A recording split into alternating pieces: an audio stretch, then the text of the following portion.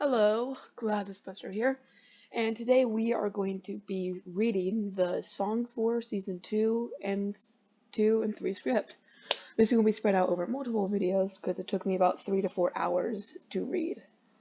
If you have not watched Songs of War Season 1, get off my channel and go watch the other one. This is not a reaction, I've read this before. This is just me reading it so you guys don't have to read it if you're lazy.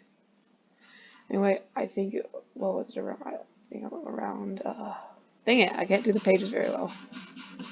Let's just scroll a bunch and see what happens. Now let's just try here. A bit far.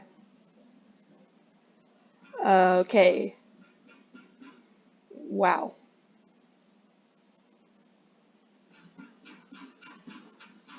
I think if I go up to here. Nope. I'm probably gonna have to, like, blur this out so you don't get any.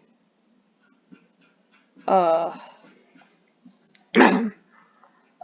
sorry, I'm probably gonna edit this part.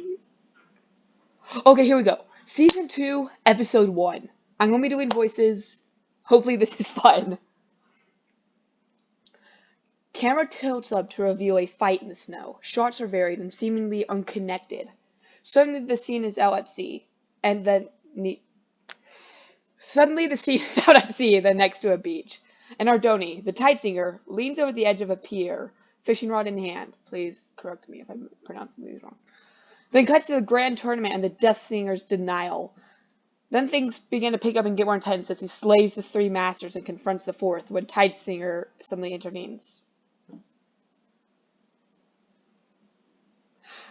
Why did I pause right there? Shows them fighting briefly on the mountain, shows them fighting briefly on the mountain as seen at the end of season 1. Okay. Then the Death Singer goes through the portal coming out the other side, just as the last season ended.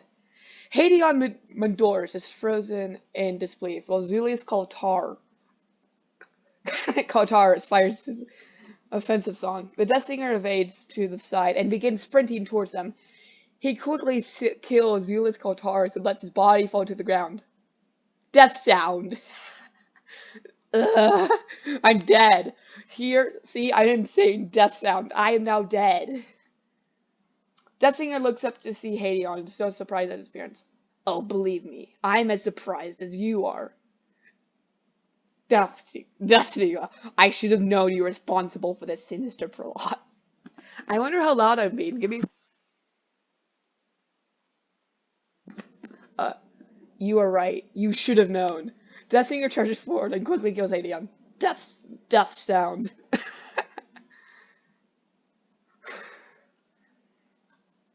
In the background, other Voltars are killing the last of the other Ardoni. The Death Singer turns towards Tigran and Lucidius. How long have it been?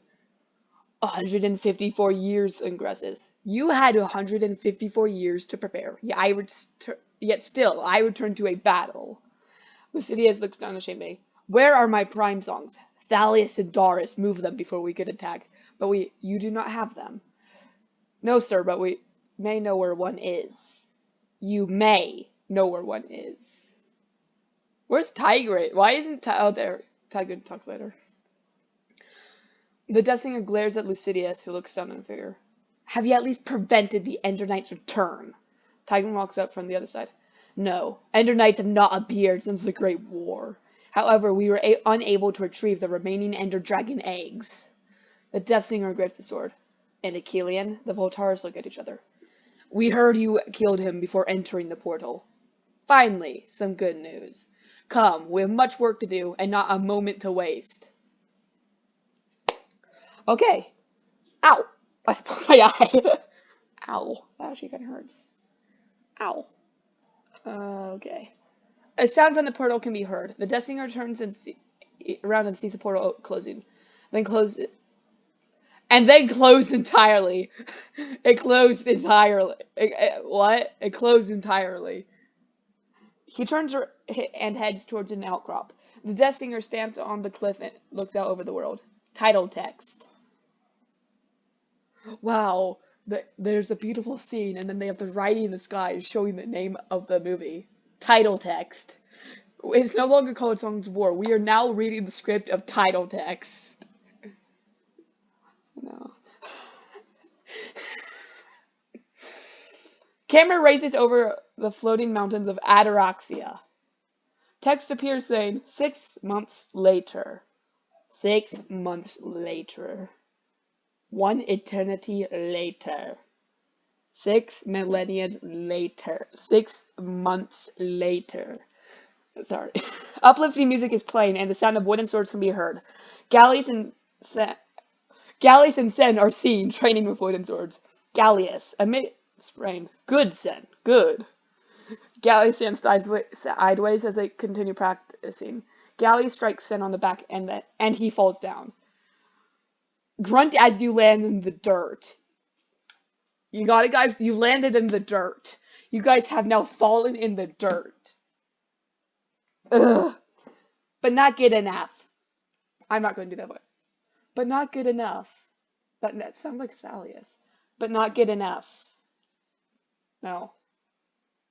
No. I'll figure it out.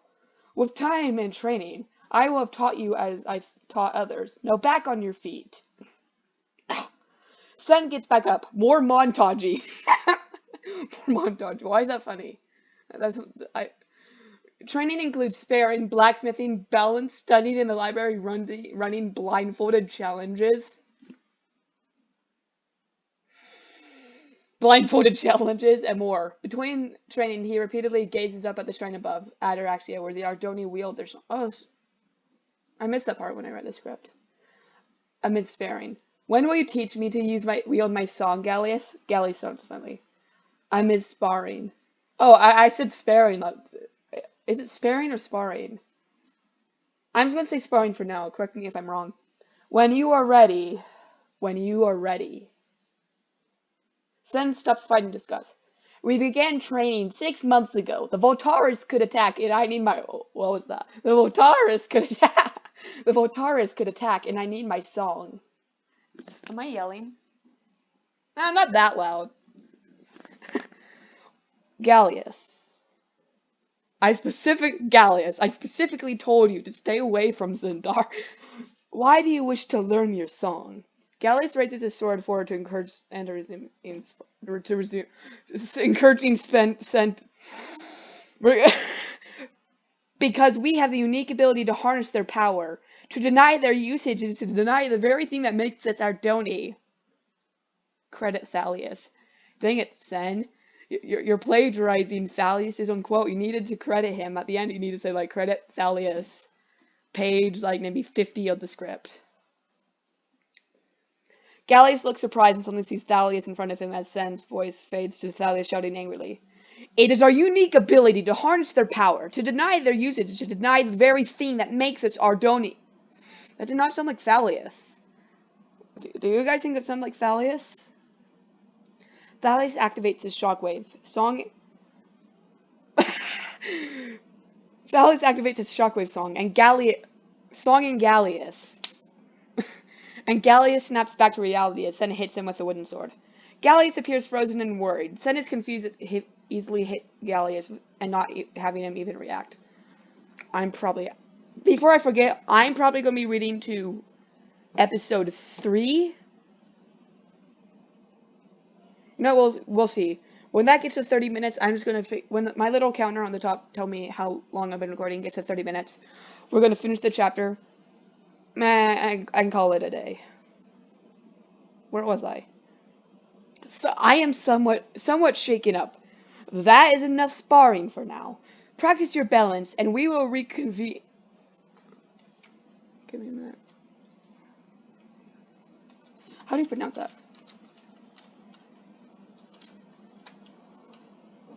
Reconvene. We will reconvene at sundown. Gallius walks off quickly, and Sen still looks very surprised. The mood has shifted, and the music have transitioned from the uplifting montage music to something more somber and mysterious. Sen climbs onto the balancing pole at the balancing pool. We're going to balance in a pool because that's not easy. That balancing in the pool is hard. As Gallius heads back inside the blacksmith and sits them inside. Sigh.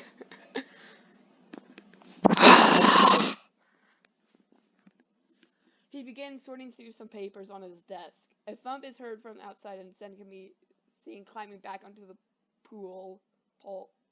Climbing back onto... Wait a minute. Wait a minute. Let's look at this. Look, this is how they spelled it the first time. And then they changed it to... What? What did they do here? I thought you guys edited the script. I mean, I know you guys canceled it and you didn't ever finish writing it. But this part, you would have done it a lot earlier on. I thought this would be better edited. Alright? After have falling. We have fallen off the... Gallus looks at the sheet of paper and his eyes widen as he reads it. He pockets the paper and begins heading up to the aviary. Upon arriving, he calls out, Merlin, I have a message that needs sent... I did not do the... Merlin, I have a message that needs sending. Nothing but the sound of birds can be heard. Why did that just... That did not... Merlin, this is important business. Merlin's voice can be heard off the camera. Gallus looks up into a tree, and it's unclear who Merlin is at the time. Ah, finally something worthy of my time. I've heard that before. Ah, finally something worthy of my time. I really want to get that voice right. I really want to get that... Ah, finally worthy of something of my time. Cuts to nighttime. A few bandits are sneaking through Havenshire. One of them is carrying... Havenshire. One of them is carrying a heavy chest carefully. Cuts a bit back further down the path. A lone figure is following them. Occasionally shots of a dark object can be seen passing overhead between the treetops, and once in front of the moon. A few of the bandits have moved down ahead and arrived at a small boat dock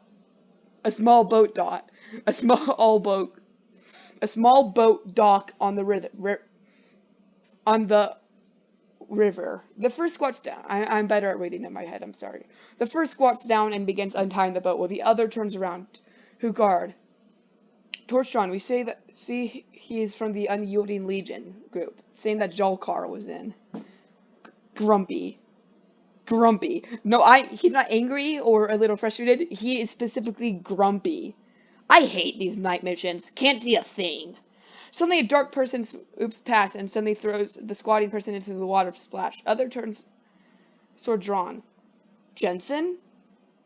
No, Jensen? Something swoops down from behind and cuts it away. Cuts what away? Something swoops by and cuts it away. Are the Unyielding Legion, like, not people? What? Something swoops down from behind and cuts it away. I mean, actually, one of their members. Oh! Something swoops down behind and it cuts away. Still doesn't make sense. I think they're talking about the camera. The remaining Unyielding Legionnaires are nearing the boat dock, chest still with them. Suddenly a whistling is heard and one of them is struck by an arrow and falls over. Dead! They turn and see Abigail behind them, bow drawn. As she fires another arrow, one of the Legionnaires steps in front and blocks it with his shield. Abigail draws her sword and charges. The chest carrier sets the chest down and charges at Abigail. They fight briefly, but Abigail kills him fairly quickly and begins fighting the second. During the fight, a sword slashes the chest slightly and cuts a gash in it, allowing some eerie, mysterious light to come out. To glow out. Abigail and the Legionnaire balanced fight for a bit, each showing skills with sword, but the Legionnaire gets the upper hand and bashes Abigail backwards with the shield. I've been tired of all the trouble you've been causing us, girl. Jalkar voice. I've been getting to grow tired of all the trouble you've been causing us, girl. What was that? I'm just getting... This is gonna be the hard part. I'm just getting started. I'm just getting started. No. You're out of your league. I've been told that before. Should have listened. Not my strongest suit. Not my strongest... It's not my strongest suit. It's not my strongest suit. I can see that. Suddenly figures begin appearing in the wilderness nearby, surrounding Abigail. She backs up a bit and draws her bow, preparing to fire on anything that moves. The Unyielding Legion works together, yet you work alone. The dark figure flies out of the sky and lands beside Abigail with an extremely loud thud. The figure is revealed as Luna, who is now much larger, the size of a full-grown horse.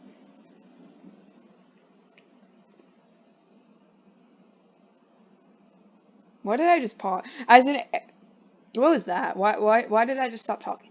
As an arrow flies towards Abigail, Luna puts her wing in the way which deflects the arrow. Abigail fires back at him and kills him, then draws her sword as some of the charge forward. Luna charges into the mist and begins attacking them as well. Using her tail a lot to bash people away, she singles one off, raises her head high, and attempts to let out a burst of flames, but only a few sparks come out. The person looks down at the twinkling embers, confused as to what happened, then charges Luna. Abigail re-enters the mysterious legion. Oh. Wait a minute. Wasn't he called, like, Unyielding Legionnaire a second ago? Oh, that must be a different one.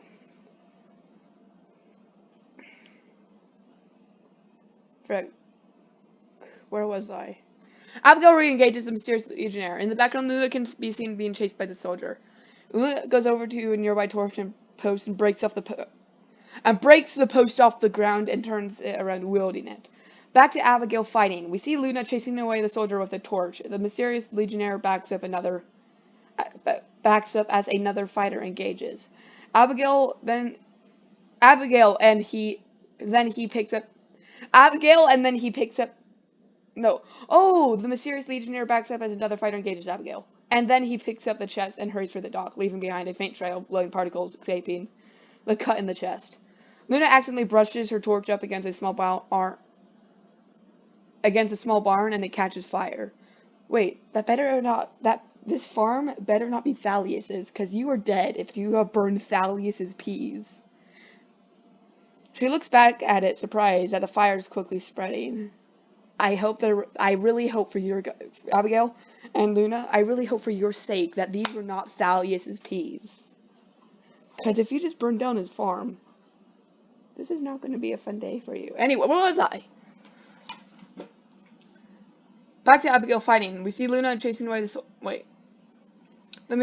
she attempts to fan out the fire with her wings, but it only gets worse. The mysterious legionnaire gets to the boat with chest in hand, and an arrow hits nearby. He turns to see Abigail on the pier in front of her. Mysterious legionnaire. Now I understand why you're so interested in the chest. I don't care what's in the box. I want information. Anything that can be used to destroy the unyielding legion. I feel like I just said a different Abigail voice than I did earlier. I just ran out of air there. Mysterious legionnaire. I'm not in the mood to talk. Tell me what I want, or I'll have my dragon bite your head off. Jeez. Abigail turns to see Luna running off of a bucket of water to put out the fire on the barn, which has spread extensively now. Well, when she comes back, she's gonna bite your head off. Luna turns and shakes her head no in the background. I'll be the one gathering information. Now we know you have a dragon. He throws a chest at Abigail. Just die. I have the most deadly weapon in the world. I will yeet a chest at you and you will die. Woo! I'll be the one gathering information. Now we know you have a dragon. He throws a chest at Abigail, which catches her off guard. By the time she recovered, he had already hopped into the boat and pushed off. Towards the boat, stop. She runs off towards the boat, then stops. She is distracted by what just fell out of the now open chest. A small glowing eye at the end hovers out and away. When she turns back to the boat, it's already a distance down the river. She draws her bow and fires a few shots which hit the boat harmlessly. Suddenly Luna comes up beside her and lights one of her arrows. Abigail smiles, then fires the flaming arrow towards the boat. Aren't the arrows' heads not made of wood? So if you just caught the shaft on fire, it would just burn down the entire arrow. So what was the point of that? The legionnaire steps up on the shield, which was on the deck of the boat, then flips it up into his hand, just in time to block the flaming arrow. Then he throws it down to the water to let it fizzle out. Luna's eyes are wide in amazement, but Abigail is frustrated. When seeing Luna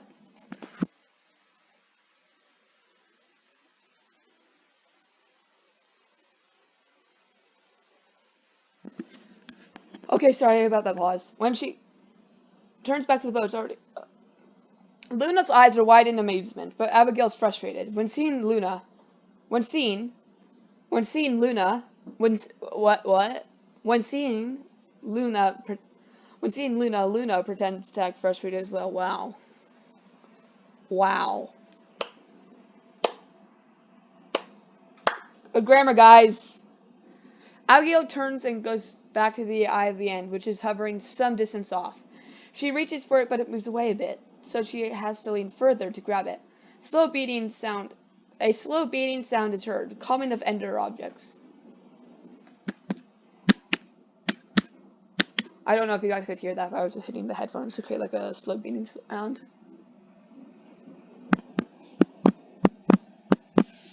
Anyway, Abigail turns... Okay. The beating sound fades to the beat of the war drums as the camera cuts to a shot moving over the water elsewhere sometime the next day. It is cloudy. The camera tilts up, revealing the jungles of Felden. There's a battle raging between the soldiers of Felden and the necromancer-controlled undead. I like Felden. Oh, Lucan, my favorite character, walks into the shot and holds his sword and kills a few nearby zombies. Kiyoshi arrives with his halberd. How do I pronounce it? Halberd. Halberd or Halberd. Halberd. And kill some more. They clear the outside of Fort Zuka and regroup. Kiyoshi's a bit agitated because they may be suffering a loss if they can't retake the Fort Cookie. Fort Zuka is too valuable to fall into the hands of the necromancers. We can't let the undead make away with those weapons and supplies. I think that's a really good Kiyoshi voice, if I don't say so myself. So, whose idea was it to build walls if they could just tunnel underneath? Doesn't that sound likely? So, whose idea was it to build walls if they could just tunnel underneath? Kyoshi snaps back a bit. Well, most enemies don't travel underground with an army of undead, do they, Lucan? Kyoshi looks up. Is she going to follow us every battle? Kyoshi raises an arm in defeat. Lucan turns around to see Nika poised in a nearby tree. Lucan. Nika! What was that? Nika! This is going to be hard, because she has a super high-pitched voice. Let's be honest, she has a really high voice. I saw the Necrolord inside the fort. He's using his staff to control the undead. If I can get in there and retrieve it... Lucan, realize it. I am realize they won't be able to control their army. And then what? If you fail... No, and if you fail, then what? You'll just scare them off. We need to attack all at once without giving them time to flee. Nika. I don't take orders from you, Kiyoshi. Oh yeah, because she's not a soldier. She's just some random person who also hates necromancers, so technically... You're not in charge of her, Kiyoshi! Nika leaps off the edge of the tree, goes into the fort. I'm just going to shorten that because I'm at 23 minutes already. Kiyoshi. Annoyed sigh.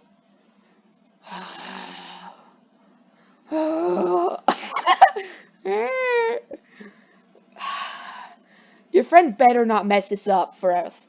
Come on, to the front gate. Let's go. Everybody, let's go. Kiyoshi's forces move to the front gate, preparing to force their way in.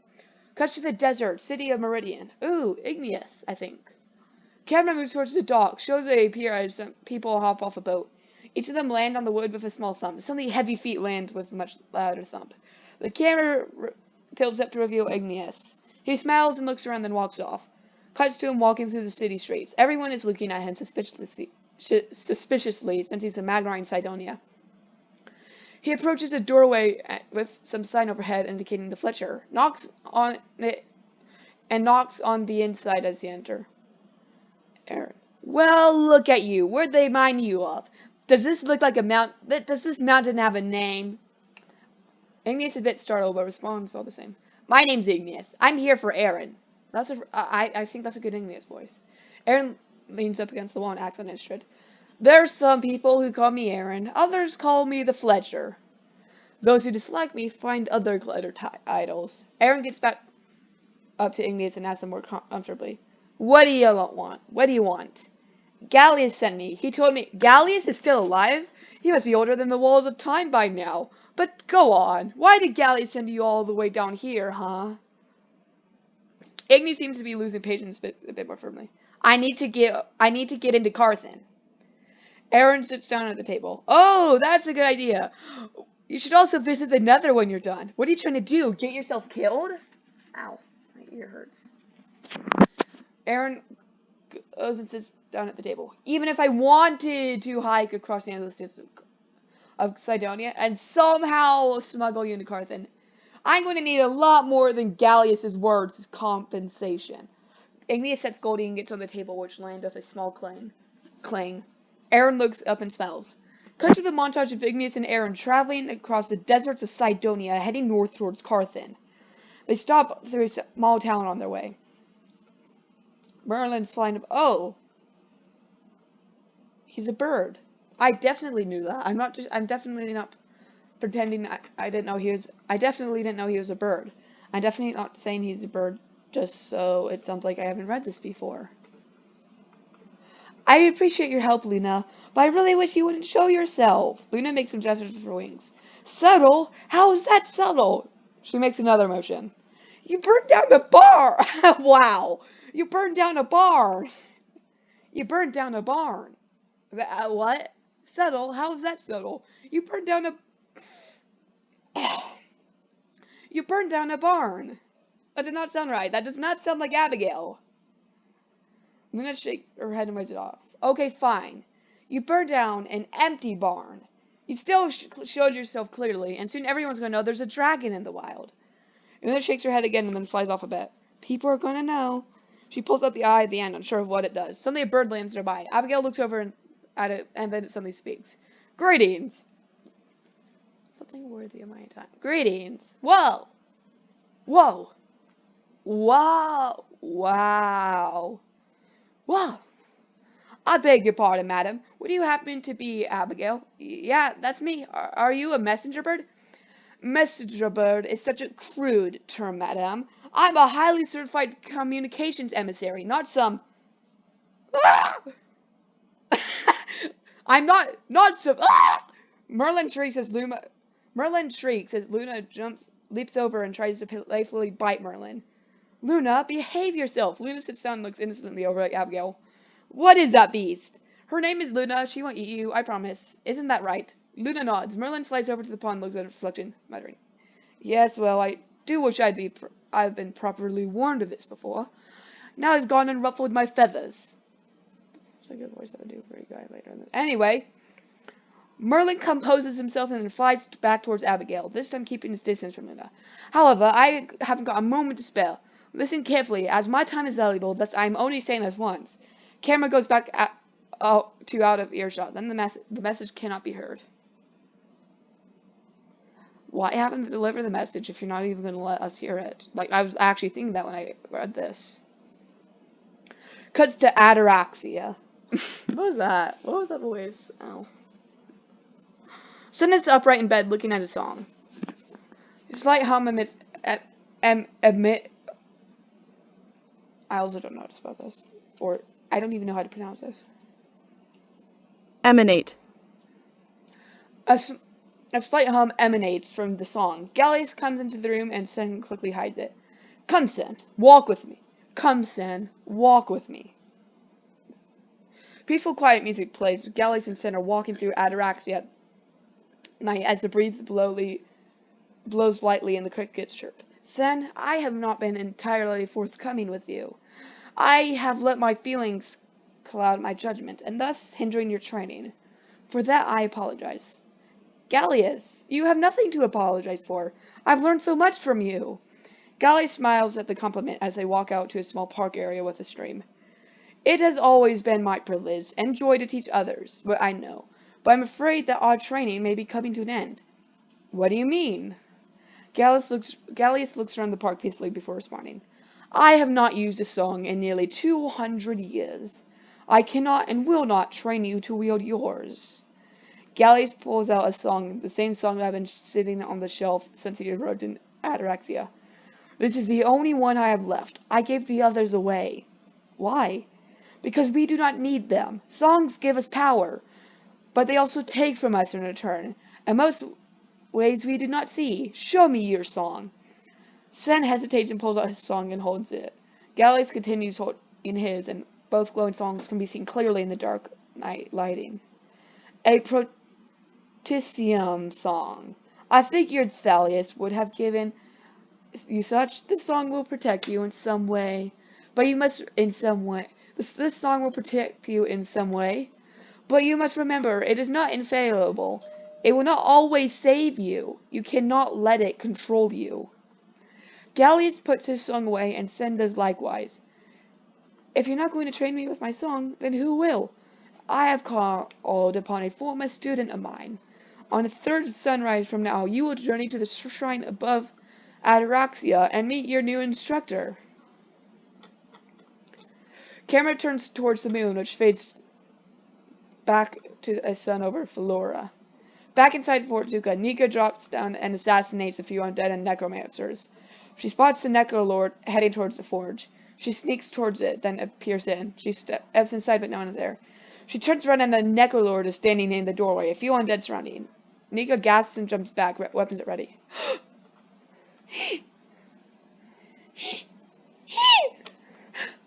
The Necrolord speaks as he walks towards her, head down at an angle and stroking his staff. You must be Nika. I've been looking forwards to this opportunity for a long time now. The Necrolord rolls a wither head into the room, which explodes and clouds Nika in a mysterious black smoke. She tries to brush it off her as she panics. Panicking. I am panicking. I am saying out loud to your face, I am panicking. I am panicking. The Necrolord holds up his staff. Just relax, my dear, and look into my eye. Just relax, my dear, and look into my eyes.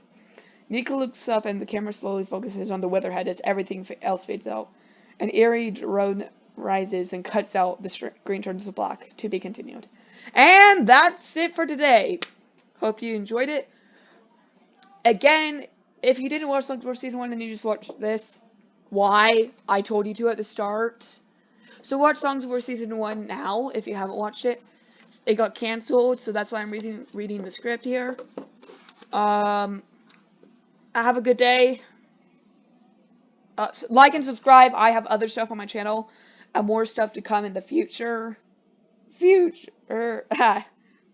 Anyway, yeah. Have a good day.